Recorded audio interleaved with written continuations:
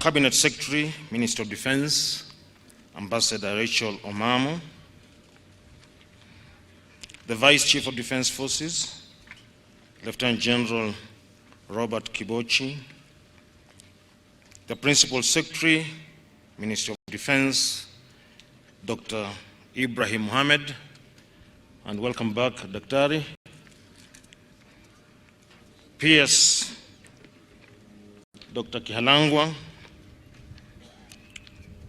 service commanders and the IG Police Service, a Commandant National Defense College, all the general officers, both serving and retired, members of the Defense and Foreign Relations Committee, distinguished guests, the defense attaches, senior officers, Defense Forces Sergeant Major and Service Sergeant Majors, our heroes, invited guests, fellow soldiers and beloved families, ladies and gentlemen.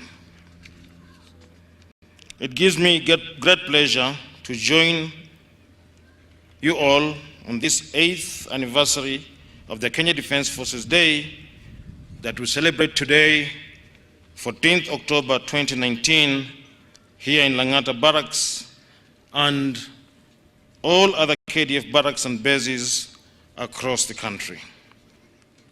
I most sincerely thank the Almighty God for the success that we have achieved and continue to achieve as the KDF family. This year's celebrations have a special meaning.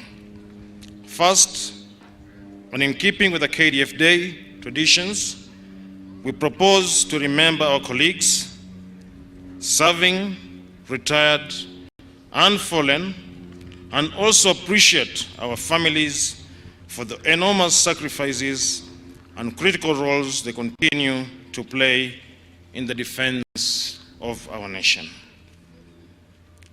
Along with this, we shall be celebrating the steps that we have made in addressing the welfare of all our personnel, whether serving, retired, injured, or fallen, as well as their dependents. In this regard, we will have an opportunity to tour some of the welfare facilities that we have, with the support of our government, put in place over the years. Madam CS, the mandate of the Kenya Defense Forces, as enshrined in Article 241(3) of the Constitution, is to defend and protect the sovereignty of the Republic of Kenya, assist and cooperate with other authorities in times of emergencies and disasters, and restore peace in any part of the country. I note with pride that our troops continue to give their very best in support of civil authority within our borders, as well as in various African Union and United Nations peace support operations. Moreover, the KDF stand at the Nairobi International Trade Fair continues to be a crowd puller as we make an effort to support the government's development agenda. It is with this in mind that I once again wish to commend our able team that took part in the trade fair. Bravo Zulu to all of you. Ladies and gentlemen, during this solemn occasion, we must celebrate the Kenyan soldier. Through their effort and sacrifice, some of them, while serving our great nation, have paid the ultimate price. As a defense force, we do recognize their commitment and therefore consider in a sacred obligation to put a comprehensive welfare system. This includes provision of quality training, sufficient kitting, as well as psychological and religious support before, during, and after deployment. As our soldiers take up various roles and functions in fulfillment of our mandate, a number of challenges continue to emerge on a daily basis, ranging from substance abuse, relationship difficulties, post-traumatic stress disorder, and financial challenges, among others, which our welfare facilities have continued to address. We remain cognizant of the dynamic nature of welfare issues and subsequently the high expectations from our troops as well as their families and dependents. The psychosocial support of our soldiers who have borne the brunt of combat-related physical and psychological injuries is therefore very key. It is for this reason that an ultra-modern rehabilitation center that has been constructed in Langata Barracks in order to ensure that our personnel and their dependents in need of prolonged care receive world-class treatment. In accordance with the theme of today's celebrations, which is towards sustainable welfare for the KDF fraternity, our goal is to guarantee the holistic well-being of our soldiers and their families so as to reduce any distractions that may derail their ability to effectively discharge their functions. Ladies and gentlemen, the KDF welfare programs focuses on 4 thematic areas, one of which is finance, compensation benefits, which involve the prompt payment of their salaries, allowances, compensations, pensions, and gratuities, as well as the provision of outsourced and internal financial management training for dependents in need. We also have healthcare benefits backed up by well-established medical infrastructure that takes care of the medical needs of serving personnel and their dependents. Similarly, the Defense Forces Medical Insurance Scheme caters for the medical needs of retirees and their dependents.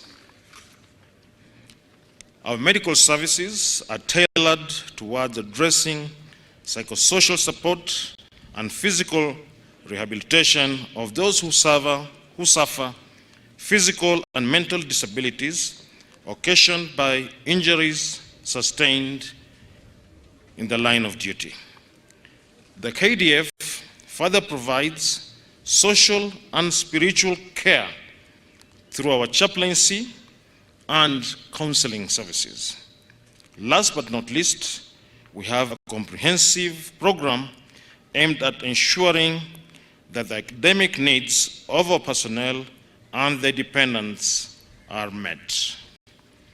This is done through the administration and management of KDF-sponsored education institutions ranging from ECD centers, primary and secondary schools. Since the introduction of the KDF compensation scheme and welfare centers within the KDF, the processing of compensations has been fast-tracked to a maximum of 30 days after submission of claims. Death and indemnity benefits have also been introduced to cater for the immediate needs of the family of service personnel who pass on pending the processing of their death gratuity. For needy cases, we have also been able to secure job placements for the dependents of the deceased personnel and continue to monitor these dependents through our welfare centers. Other improvements in our welfare programs for service personnel and their dependents include financial literacy, legal aid, and the immediate issue of deaf-miss cards for dependents of deceased service personnel to cater for their medical expenses.